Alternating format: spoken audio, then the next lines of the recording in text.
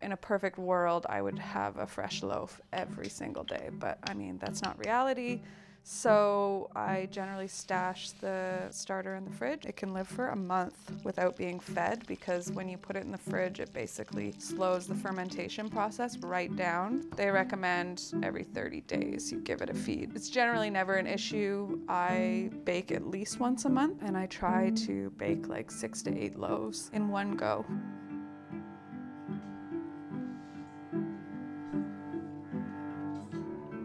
Your starter is essentially, it's your yeast, and all it is a mixture of flour and water.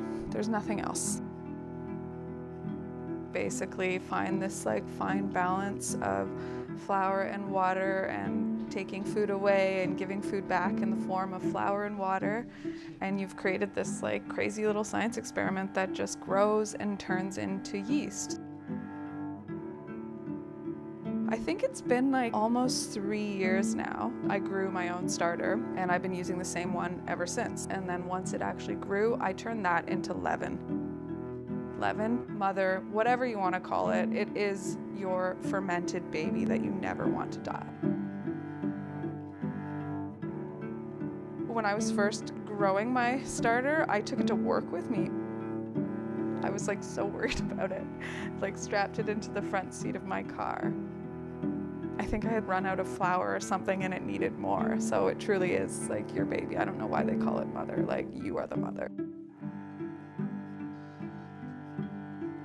That is basically what brings you your bread. Fermenting something is just a longer process of developing flavors. Creating something without commercial yeast is so much healthier. It breaks down the glutens and all those things in the past couple years that have become like so bad for us to eat. It is doing something for your gut that commercial bread couldn't do. And I'm pretty much obsessed with bread and carbs, so this was a no-brainer for me. When you can take 2 simple ingredients and create something so delicious, I mean, why not, right?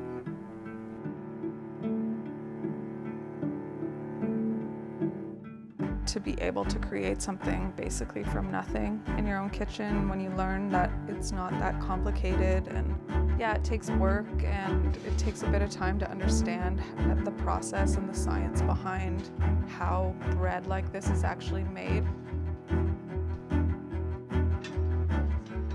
It's so nice to be able to use your hand to feed your family and your friends, or anywhere I go, to bring a loaf of sourdough. It makes their day, their week. However many meals they get out of that loaf.